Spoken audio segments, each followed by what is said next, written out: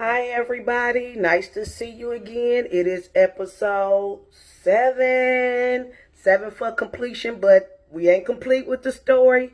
I'm going to tell you now, I'm going to give you probably maybe 12.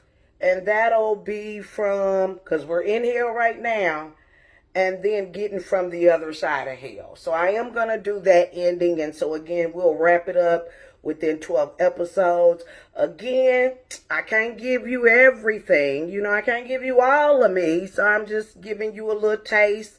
Again, after this, I don't know what the Lord got planned for me to release the rest of it and how to release it.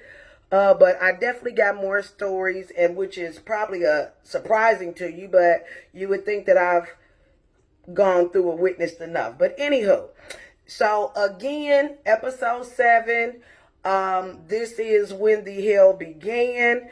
And so if you remember in episode 6, I told you that I had a real bad night. The night shift nurse, didn't give me my medication on time. It took them forever to come in there, and I had the tremors from that 5:45 maybe to about 10.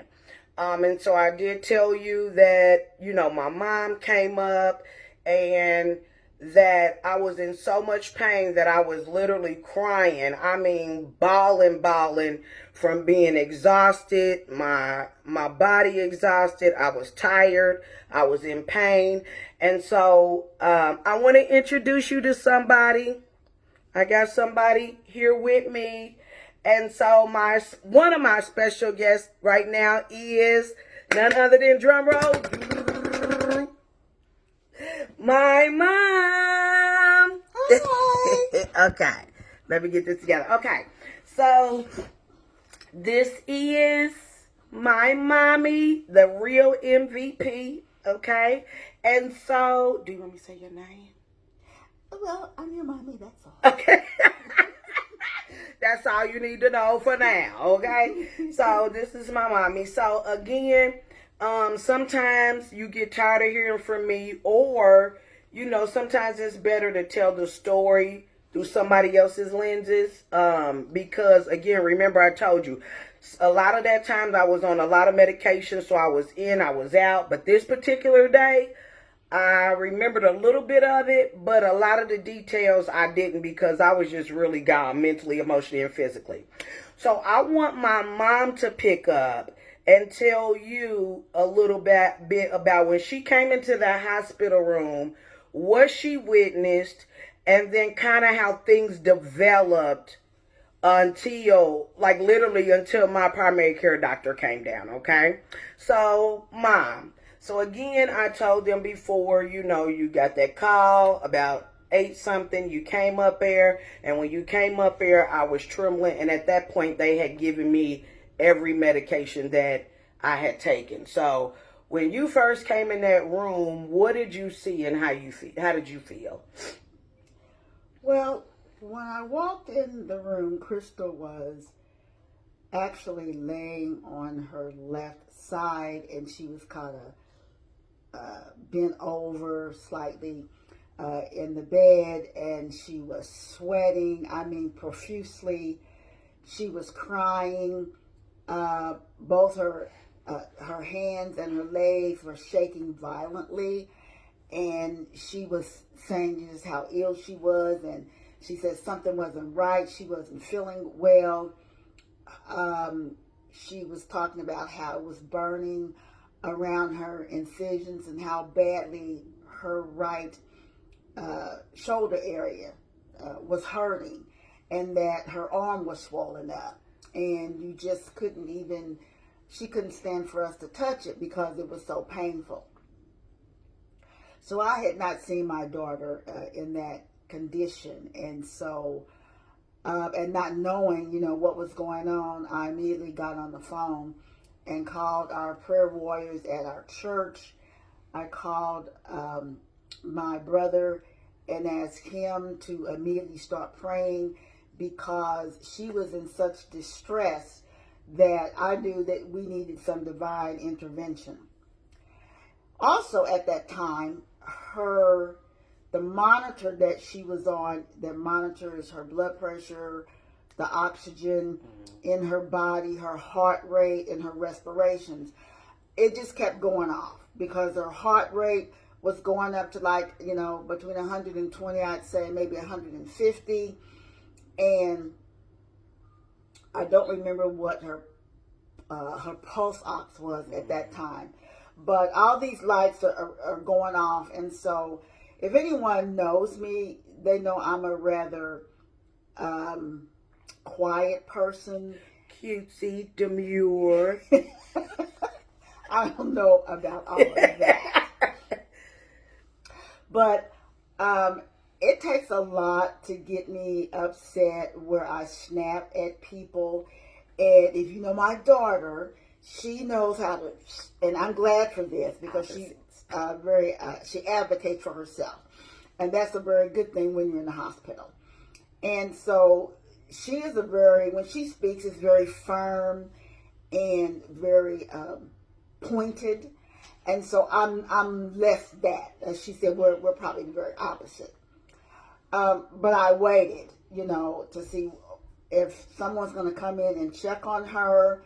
And since all the monitors, the lights were going off, no one came. And so I had finally had enough. Zilch. And I went out to the hallway and I said, how long are you going to allow my daughter for her heart rate to be 150 before you come in and do something about it? Now, mind you, I am a retired registered nurse. I know what a normal pulse rate should be. And normally we are told if somebody's heart rate is 120 or more, then you need to contact the doctor because that person is in distress.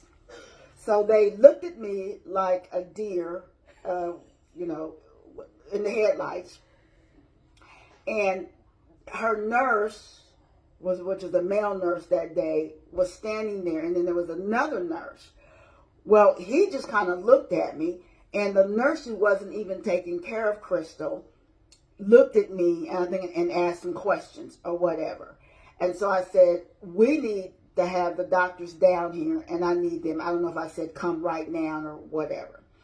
So I walked back in the room and then shortly after that, they kind of follow me and actually see what the condition is. And when they walk into the room, I let them know, I said, you would not allow your dog to suffer the way you are allowing my daughter to suffer. And so Crystal and I were talking, and I said at that point, I think then she became human to them because they probably imagined that if it really were that little Fluffy, that they wouldn't not Fluffy. They would not want Fluffy to suffer the way that she was. Again, heart rate, all these alarms are going off. She's crying. I think her face was even a little red. In severe pain with that shoulder and this violent shaking. So that is when they left and went back to call the doctor because allegedly they had phoned the doctor before. I was going to say, remember I told y'all when they gave me all my medication within that 15 minutes, they called the doctor. The doctor said they ain't have time to come down there. Okay? Remember that. I told you remember that. So, go ahead, I think after my analogy with their pet, they decided that they better get on the stick and do something. And it was shortly thereafter that Crystal's primary care doctor came in. She was a very nice female physician who, whenever she came in the room, I felt like she listened to Crystal. Yeah. She always tried to calm her down. Now, and let me remind you that when somebody's in the hospital, did I say remind? No, I was laughing because I thought you was about to say something about me. I was going to say, oh, Lord, here we go. Okay, no, go ahead. That's why I laughed. Because from the nursing side point, they always tell us, look at your patient no matter what those monitors are telling you. Look and see what your patient is doing. So if your patient is telling you they're not feeling well, it doesn't matter what that monitor says. If the monitor says the heart rate is good or whatever, and they're telling you something's wrong, you need to listen to the patient and not the machine. But now in this case, the patient is in distress, but the machine is also telling you the patient is in distress. And so what I wanted to say was that, so when the doctor came. Okay, keep that thought. Okay.